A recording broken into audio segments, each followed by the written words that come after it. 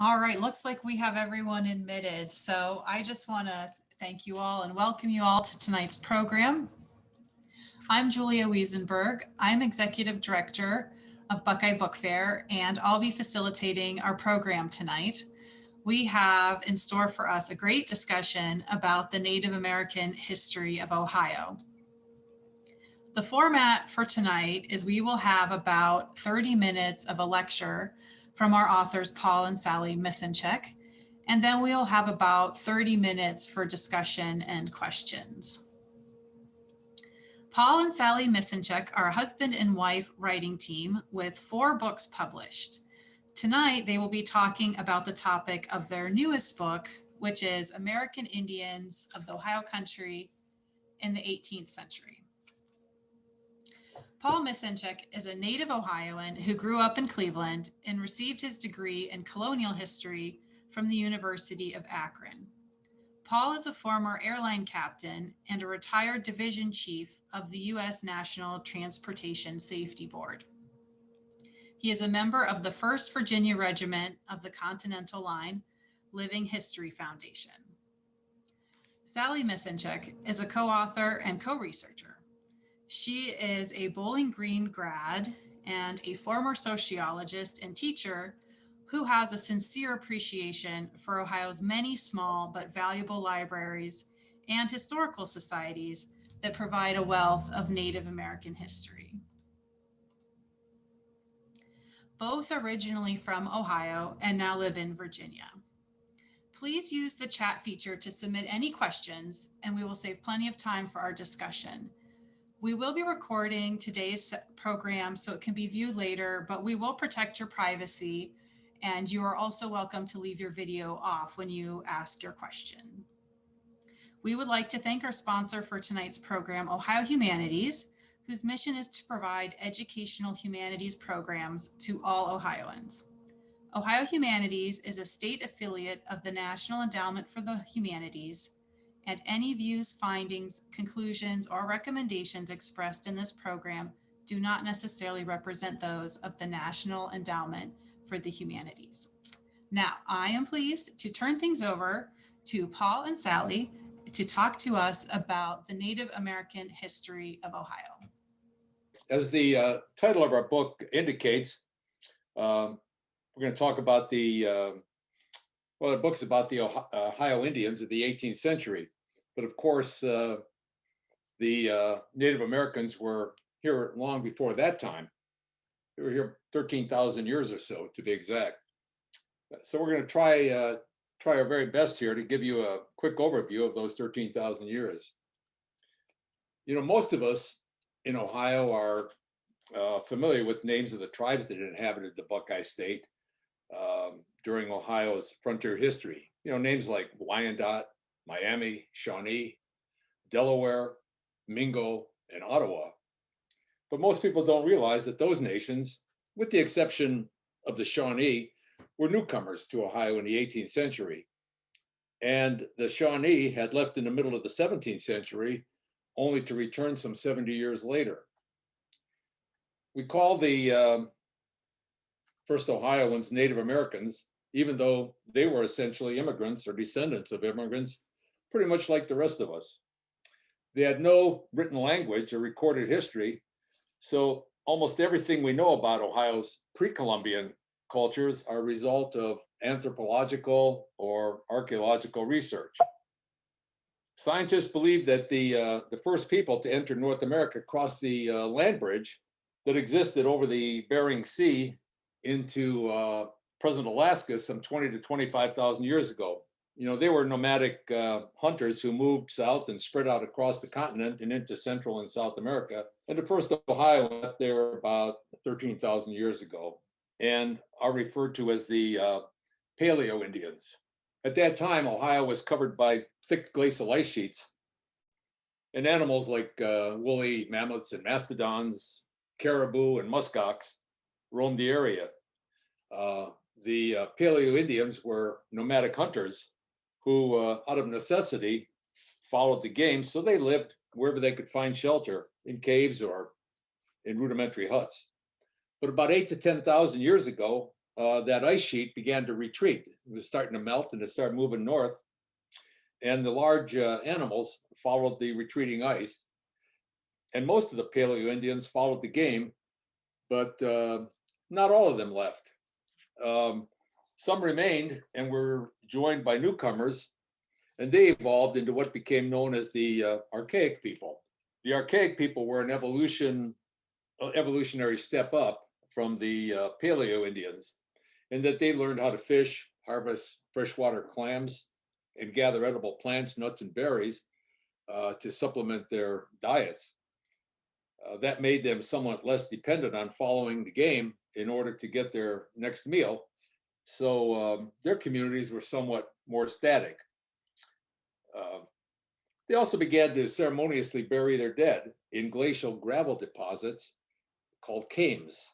And because of that practice, they are frequently referred to as the glacial came people. Around 1000 BC, they evolved into what became known as the Ohio mound builder cultures. And that culture is typified by large earth structures used for burials and ceremonial functions. Naturally, the mound builder villages were more permanent since some of their earthworks took several hundred years to complete. Over the centuries, they evolved into three fairly distinctive Ohio mound builder cultures. They are known as the Adena, the Hopewell, and the Fort Ancient. This slide shows the areas of each culture's influence. The green represents the Adena, the blue represents the Hopewell, and the red represents the Fort Ancient. The Adena era was from about 1000 BC to about 200 AD.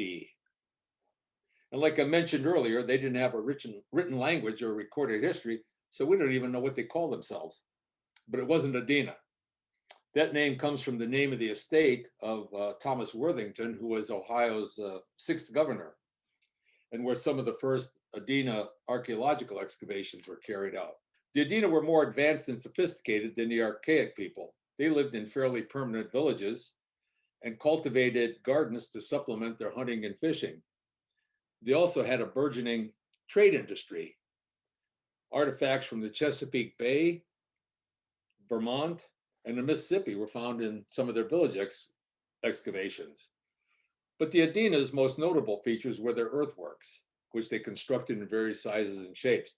The largest Adena mound in Ohio is the Miamisburg Mound, and that's shown in the top picture on this slide.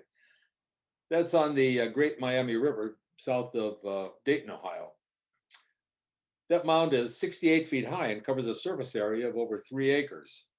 The Adena also constructed the famous Serpent Mound in Adams County. That's the lower picture, of course. The Serpent Mound is over 1,200 feet long, and it's known as an effigy mound. It was not used for burials, so we can only assume that it had some symbolic ceremonial purpose. Around 200 AD, the Hopewell culture evolved, and they get their name from a farm of a Captain M.C. Hopewell, where some of the earliest Hopewell excavations took place. The Hopewell exhibited advancement beyond the earlier Adena cultures. They hunted and fished like the Adena, but their domesticated crops and cultivated gardens were larger and more productive. The biggest difference, however, was in their earthworks, which were considerably more extensive and complex.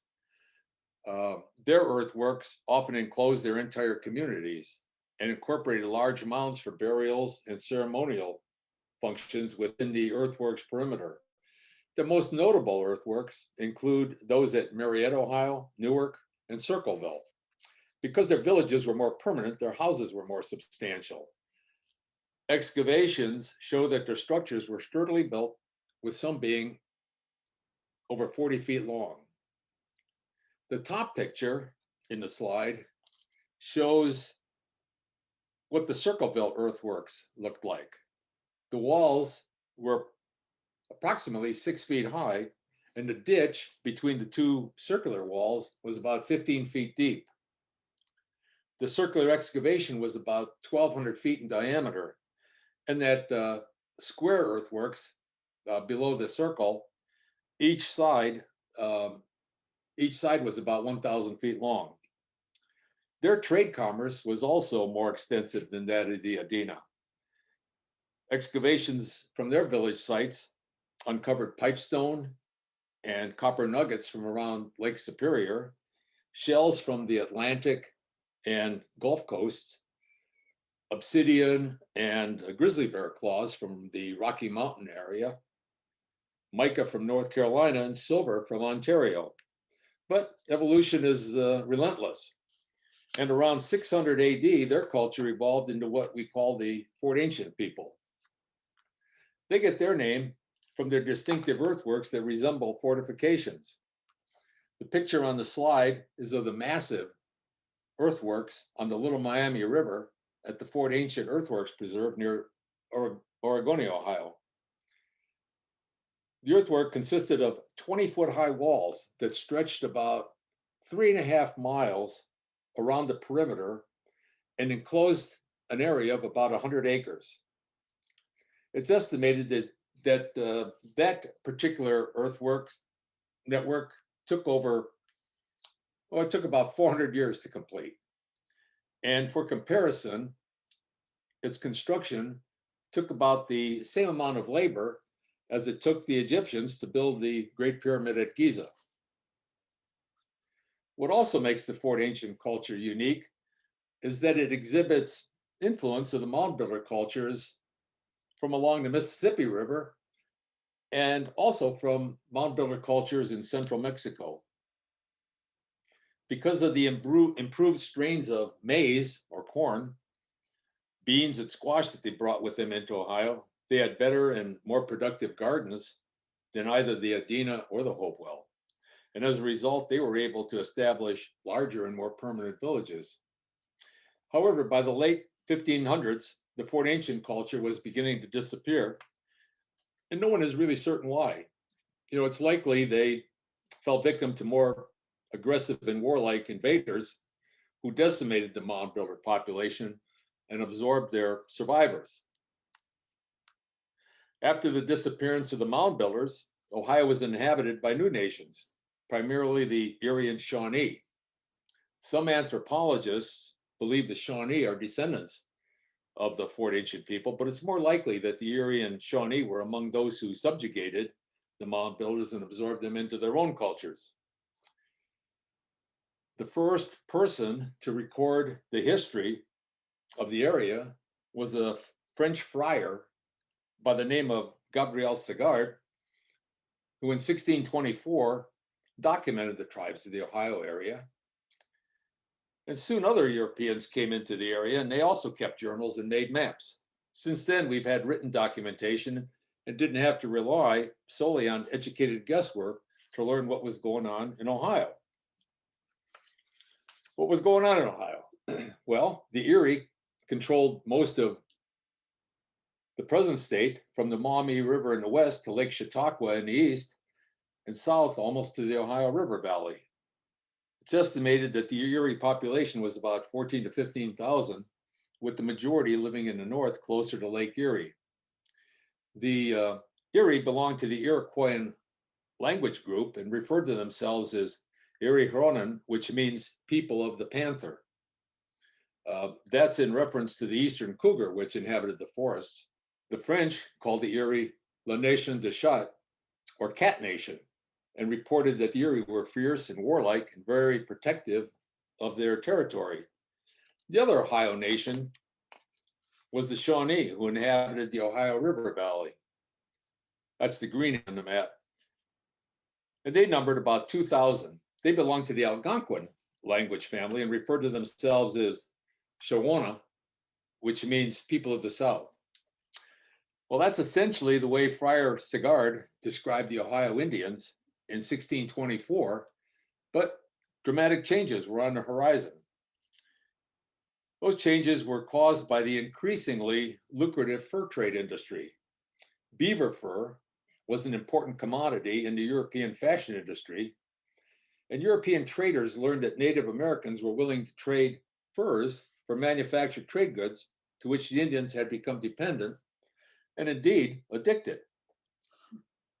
Articles like steel knives, tomahawks, fabric, blankets, firearms, jewelry, beads, or virtually anything that a trader could carry into the Ohio territory could be traded for high quality furs. At first, the supply of beaver seemed inexhaustible, but soon the natives began to deplete their local areas and were forced to travel farther to trap animals.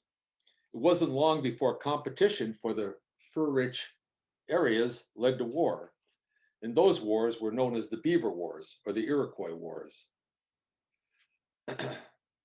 This slide shows the areas of the principal nations involved in the Beaver Wars, and it was the Iroquois, shown here in red, that came up with the idea of eliminating the competition to dominate the fur trade.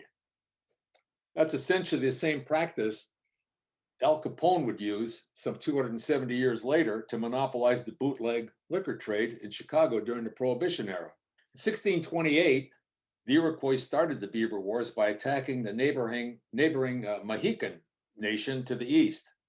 That not only gained the Mohican fur territory, but also gave them better access to the Dutch traders at Fort Orange, at present Albany, New York. That's just about where the point of that red arrow is. 10 years later, in 1638, the Iroquois did the same thing against the Wenro nation. And in 1641, they attacked the Huron north of Lake Ontario.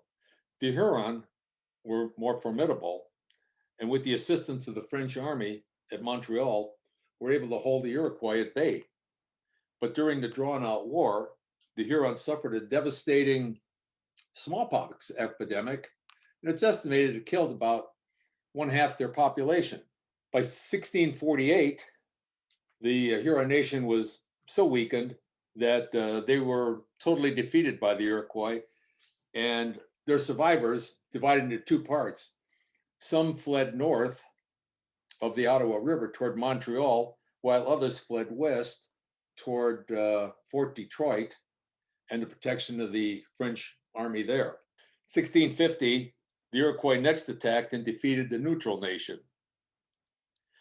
By this time, the Iroquois were becoming increasingly alarmed at Iroquois aggressiveness, and rather than wait to be attacked, they decided to preemptively strike the first blow against the Iroquois. So in 1653, the Erie attacked the Seneca, which were the westernmost of the Iroquois Confederacy, and initially had a lot of successes. But by 1654, the entire Iroquois Confederacy turned against the Erie in a war that raged about 5 years. But in that war, the Iroquois were now equipped with modern firearms supplied by the Dutch.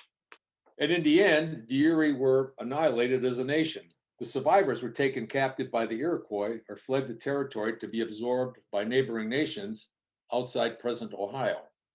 Now in the South, alarmed at the destruction of the Erie, the Shawnee along the Ohio River fled the area, and it would be about 70 years before they would return.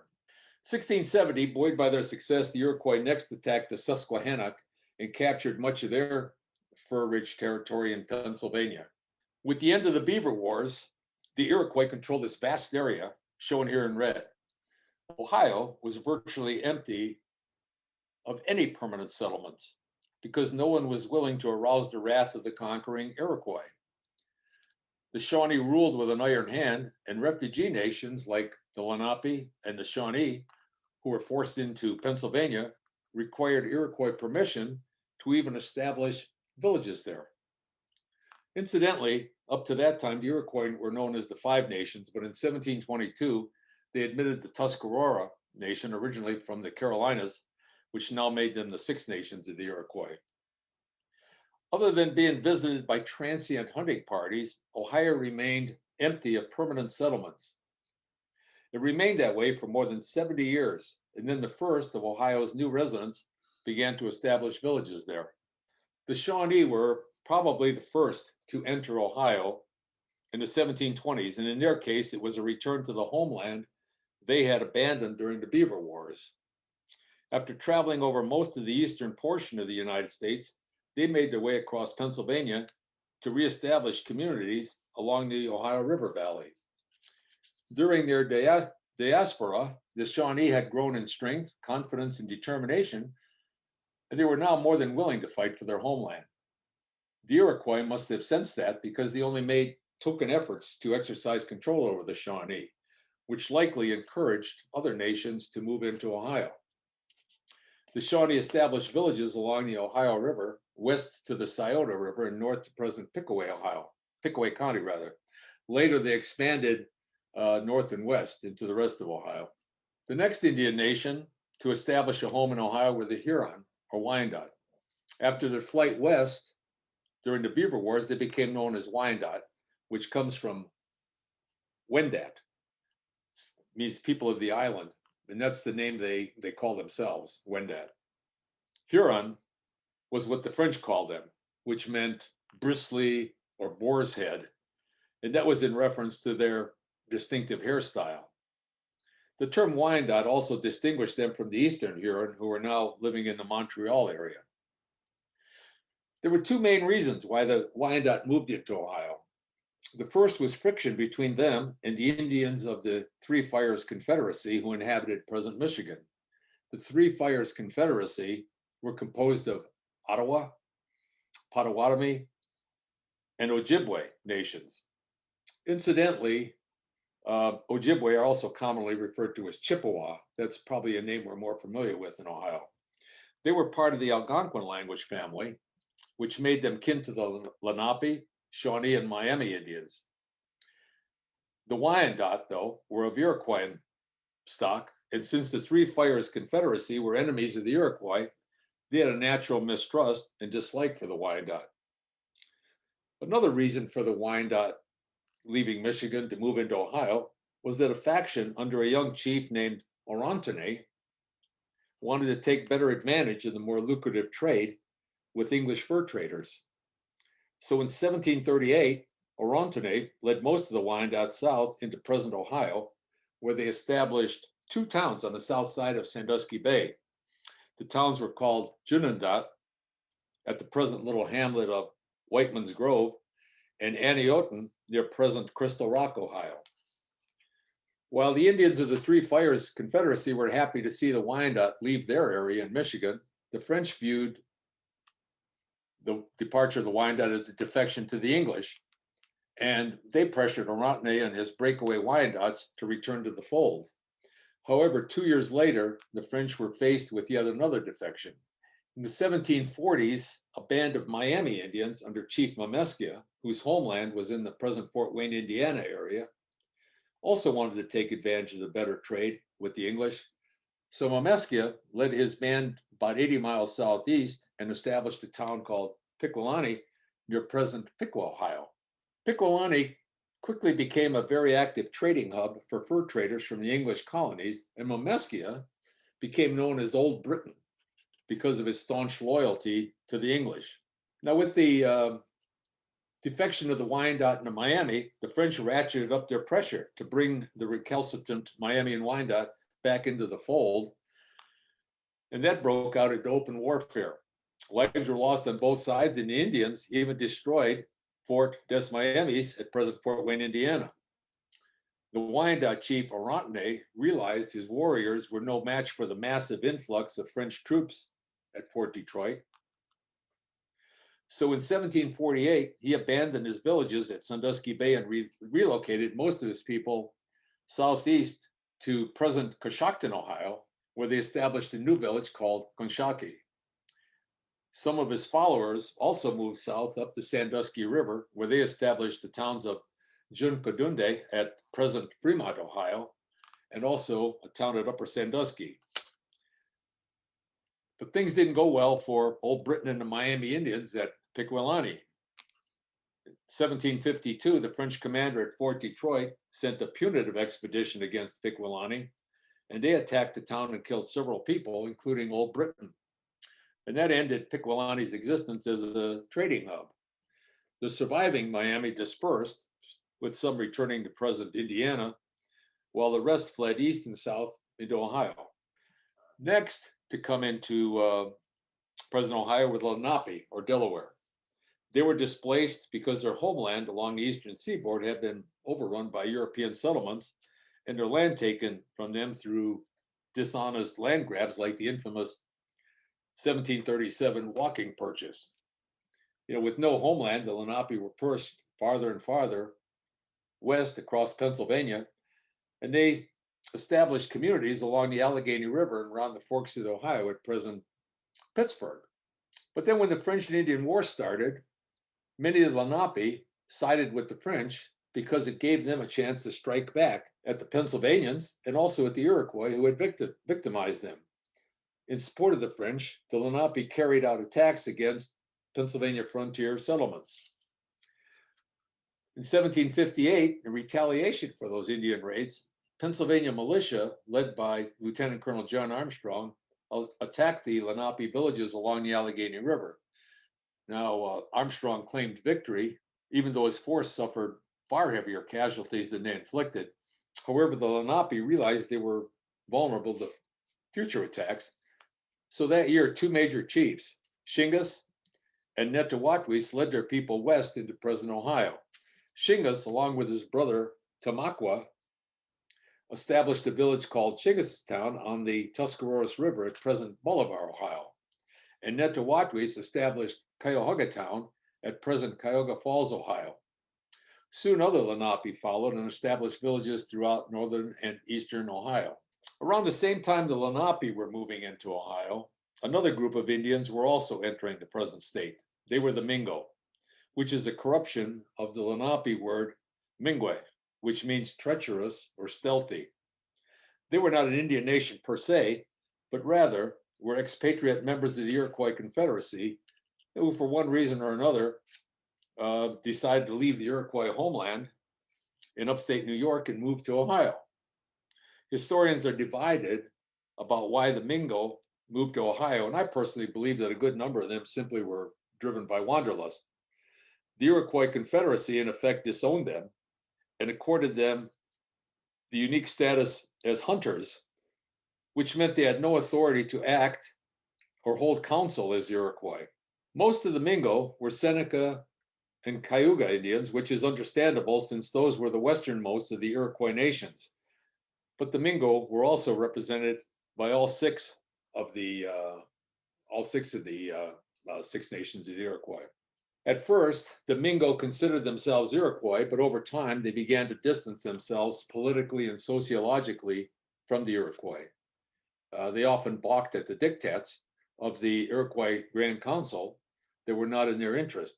In short, they were their own people and were beginning to think of themselves as Mingo rather than Iroquois. But like the Iroquois, they considered themselves superior to the other nations. And like the Shawnee, they were fiercely indignant, which earned them the reputation of being irascible and quick-tempered. However, in spite of their testy warlike reputation, the Mingo did produce some very eloquent proponents of peace as well as fierce and implacable warriors. The final significant nation to inhabit present Ohio were members of the Three Fires Confederacy, and for some reason, most of their settlements are referred to as Ottawa towns. But in actuality, the Potawatomi and Ojibwe also established villages within that state. And like I mentioned, Ojibwe are also commonly referred to as Chippewa. The earliest Three Fires settlements in Ohio were along the Maumee and Auglaize rivers, but they also had a village in present Sandusky, Ohio, settlements along the Cuyahoga River, south of Cleveland, and towns as far east as Geauga County, Ohio. This slide shows the approximate locations of Indian towns and villages in Ohio during the 18th century. Actually, there are quite a few more than what's shown here, simply because the scale of the map is so small.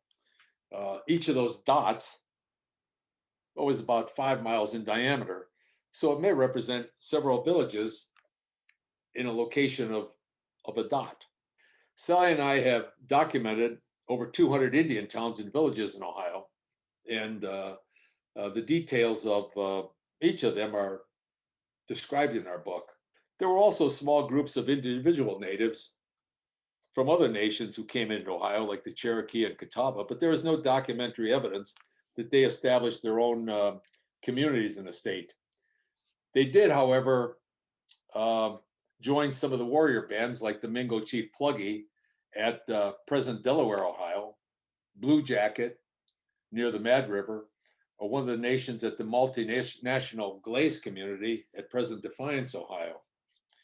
When the French and Indian War ended in 1763, English colonists considered their newly acquired Ohio region as a low-hanging fruit that was ripe for exploitation.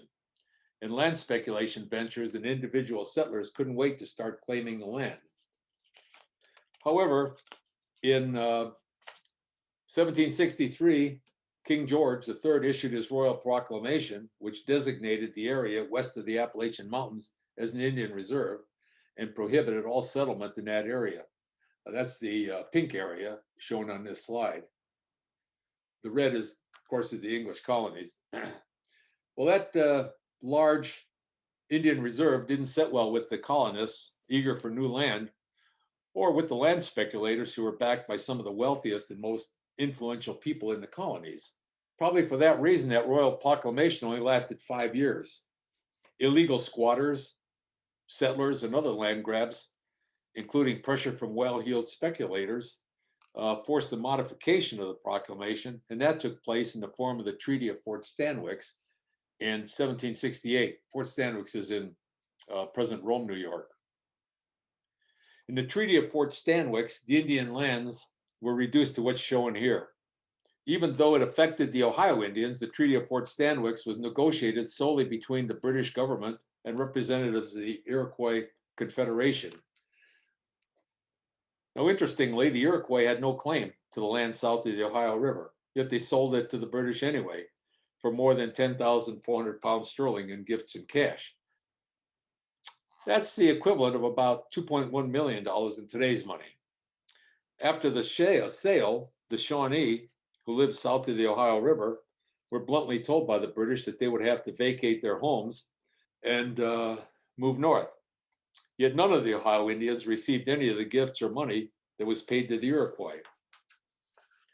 The Shawnee fought back, and a series of skirmishes occurred between them and the settlers who were moving into Kentucky in great numbers. Indian raids on Kentucky settlements were followed by Kentuckians attacking Shawnee settlements in Ohio.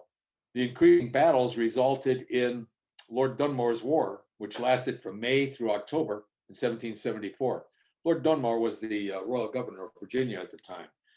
The Indians were defeated at the Battle of Point Pleasant in October 1774, and the resultant Treaty of Camp Charlotte forced the Shawnee to cede their lands, any claim to their lands south of the Ohio River. But a large number of Shawnee did not accept the treaty and vowed to fight on. Now, the Revolutionary War started the following year in 1775, and both the British and the Americans actively sought Indian support, and both sides made the Indians extravagant promises. The Ohio Indians were fairly evenly divided into three factions: those that supported the British, those that supported the Americans, and those that remained neutral. After the war, after the Revolutionary War ended, whatever promises were made to the Indians were quickly forgotten. And most Americans rationalized that the Ohio Indians supported the British anyway, so the Indians were treated as a conquered enemy. That was in spite of the fact that a great percentage of Indians fought on the American side or remained neutral. As a result of anti-Indian attitudes and a desire for their land, the 1785 Treaty of Fort McIntosh superseded the Treaty of Fort Stanwix, and is shown on this side, drastically reduced Indian lands in Ohio.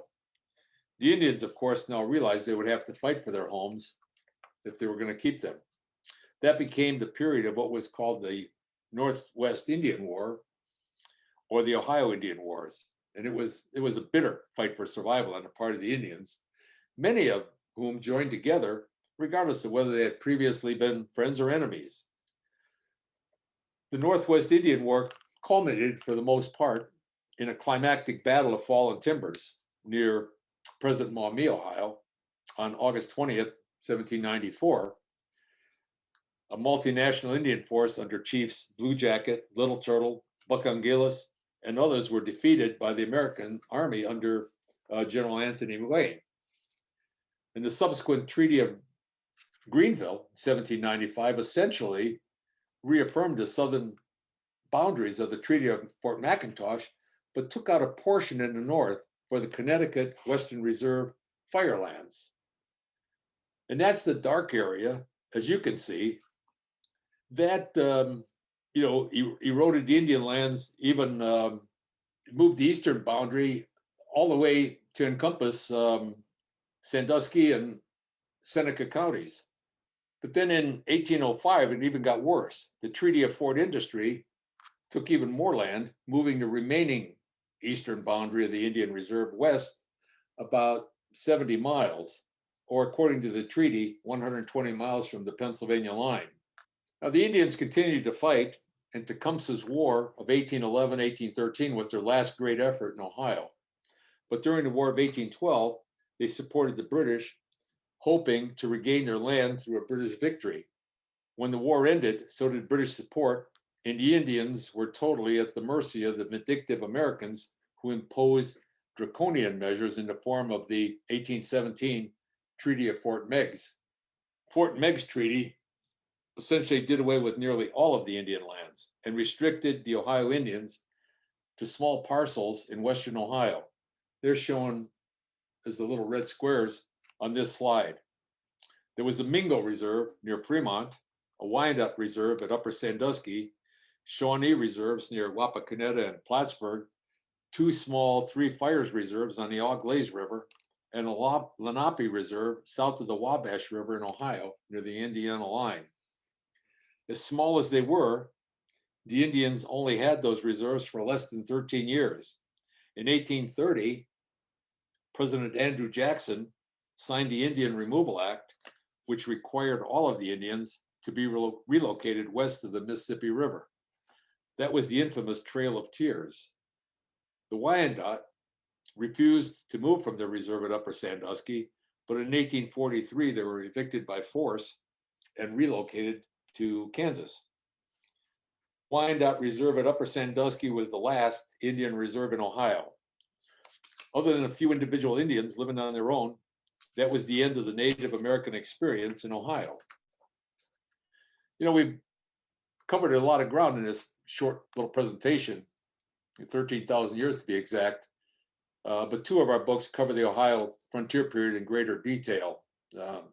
American Indians of the Ohio country in the 18th century not only describes in detail Ohio's Native American nations, but also documents the various Indian trails that crisscrossed Ohio and all of the documented Indian village sites throughout the state.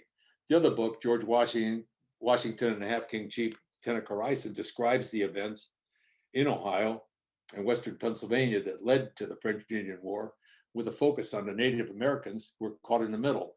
You know, these books are available Amazon, your favorite bookseller, in print, or even at your local library. You know, thanks all so much for listening. Now, perhaps you have some questions you might want to pose. Thank you so much, Paula and Sally. We do have some questions. I'm going to give folks a chance to get some sent into the chat, or if you have a question that you'd like to ask directly, please feel free to unmute and start your video and ask that question. We did have one come in right away, and it is, what is your thought about history? A Blue Jacket became an Indian and a chief. Well, Blue Jacket is an interesting figure in history. Alan Eckert, a writer of historical novels, mentioned Blue Jacket in one of his books, and interestingly, he claimed that Blue Jacket was actually a white fellow that had been captured young. I think I'm trying to remember his last name, but I remember that his name was supposedly Marmaduke something or other, and but that's been pretty much disproved by other historians. So, but Blue Jacket is probably one of the most colorful and influential of the Shawnee chiefs in Ohio, and there's been quite a bit written about him, so I don't know what more I could add.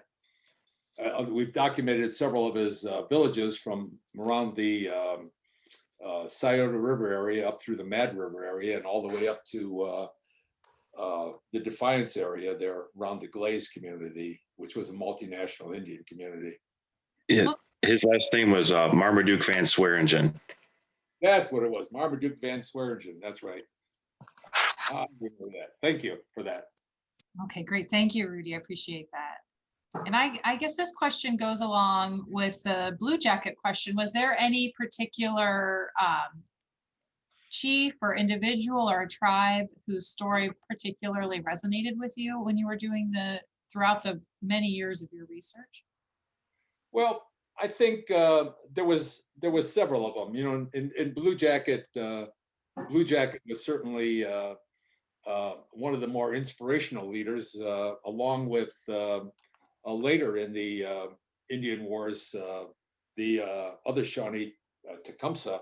But one of the people that Sally and I really enjoyed studying was the famous warrior chief or chieftainess, Nan Halima, whom was the sister of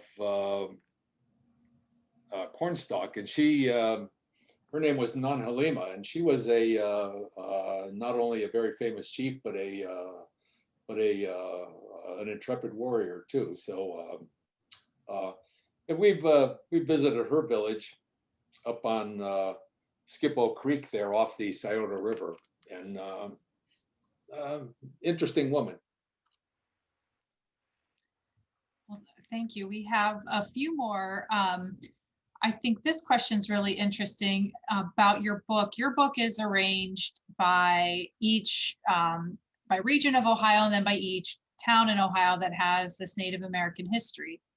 And I was wondering how important it was for you to visit those sites, and if you had anticipated that your readers would also be visiting those sites, or if they would be reading this book more just for the history. Well, to visit sites of Indian villages is an interesting endeavor, because in essence there's nothing there. It's been plowed over or paved over or whatever. And the Indians, you know, the only thing they built that, or the only thing they used that's anything of a lasting nature was maybe flint or stone, flint for arrowheads, or steel or spearheads, or cutting tools, stone for flensing tools, or mortar pestle kind of a thing. But even their buildings and their palisades that they would surround them by were wood. They were organic.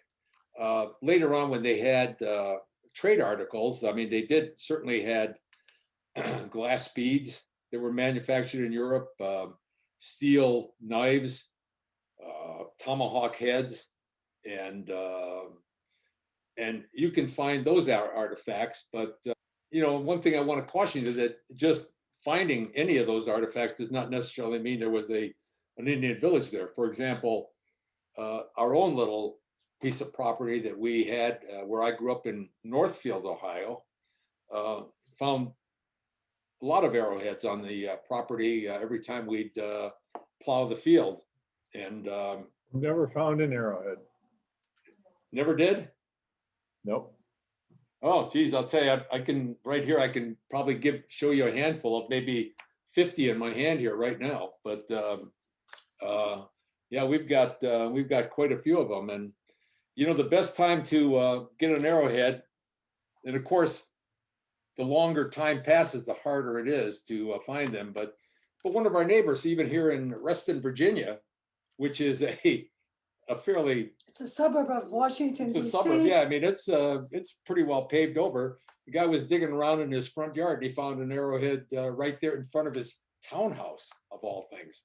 So I mean, they're still there.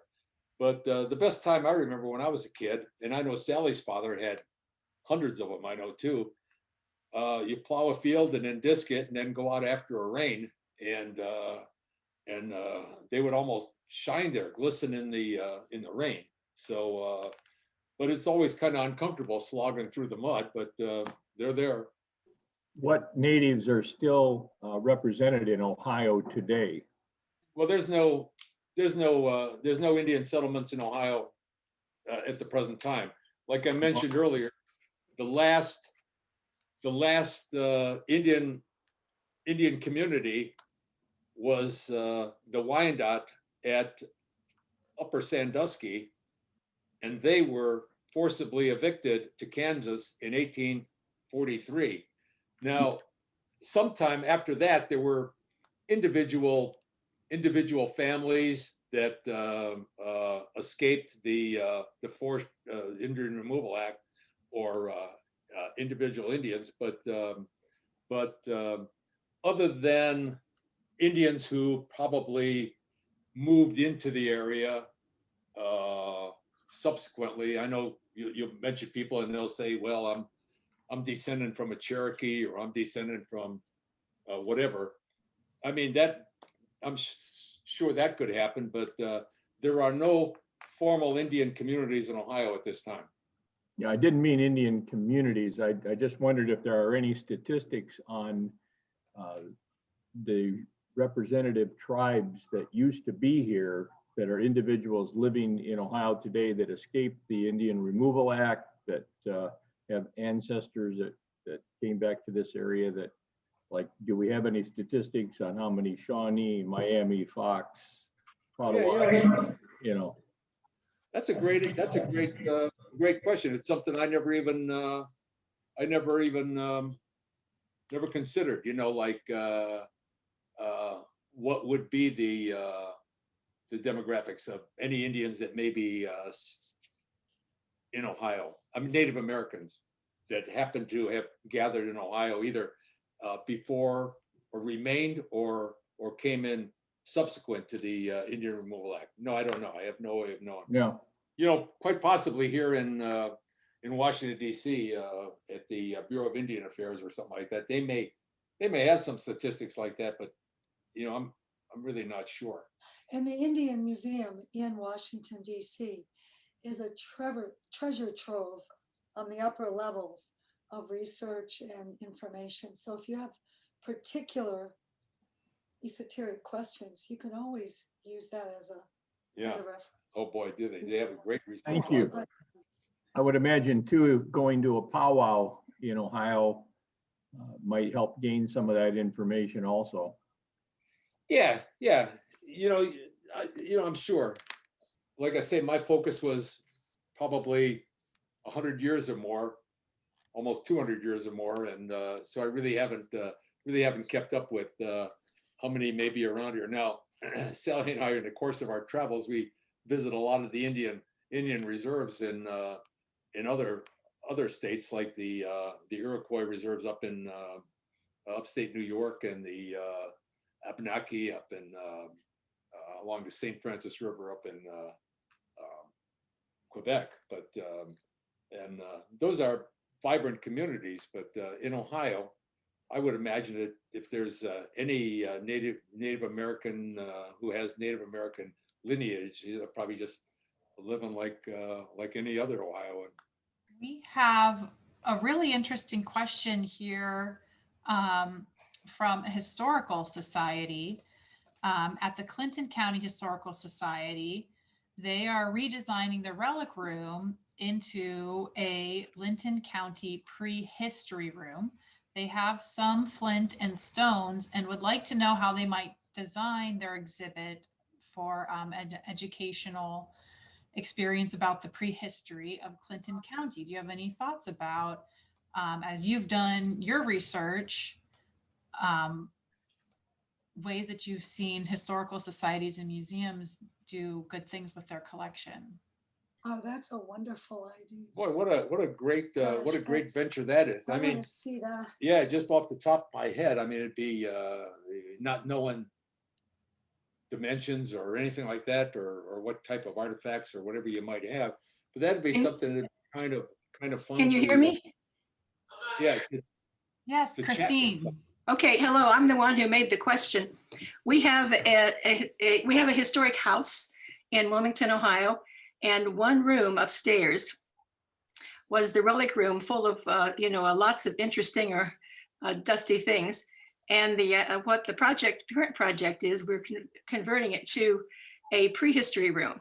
So it's one bedroom upstairs in an old house is what we have. And it has glass cases and such, but we're trying to visualize something which is will be a little more interesting than just artifacts on tables. So I was wondering if you had any ideas of themes that we could use to attract attention to the prehistory. We're Clinton County. I just looked on your map. We did not have major settlements. We had trails, and we have lots of small mounds, nothing spectacular. We're not very far from Fort Ancient. So I've been thinking about what we should emphasize, and we want to also make it kid-friendly. So what are the themes? What are the people? What are the ideas that we could feature to attract attention and improve the education of our local community? We'll have to give that some Yeah, thought. we certainly will. Yeah, it's kind of interesting because visiting some of the other museums around the world, like up in Chardon. yeah, even Quebec City, yeah. In Ottawa, the Museum of Civilization, or their old history museum. They've got they're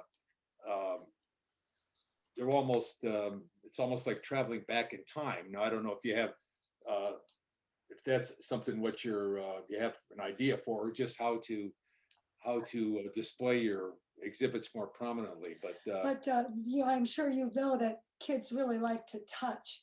I know I worked on one at National Wildlife Federation, and if there were a table of things they could touch, that's a biggie for kids. Yeah, that's and I know if you have a lot of relics, you don't want them to be touched, but there is also a lot of really good reproductions that you could put out that are touchable, Exactly. that look like the real thing that may be in an untouchable area. Say there's what this is, but here it is. You can feel this like a steel tomahawk, or like a stone tomahawk, or a arrowheads, and that kind of stuff. So yeah, but I mean, I'd be happy. I don't know, our email. We can always stay in touch, and we'd be happy to. I can facilitate that. I think, Christine, I should have your email from your registration. Yes, you should. And it's Wilmington, Ohio? Yes, Wilmington, Ohio. It's Clinton County, Southwest Ohio. Yeah. Oh, I'm excited about that. Yeah, I'll be happy to put you in touch. It sounds like a great project. And someone had mentioned in the comments that the Ohio History Connection might also have some ideas. Obviously, they do great work. Sure. And we have just about a minute left. I do have another question. I want to see if anybody else has anything to ask before we get to our last question for the evening. This has been a really fascinating discussion. I know. I have a question. This is Patrick in Cincinnati, and I have a question for Sally. Sally, I'm wondering if you have a favorite story of what women's lives were like in the Erie or Shawnee or any of the other tribes that is there a story that you would like to highlight in your research?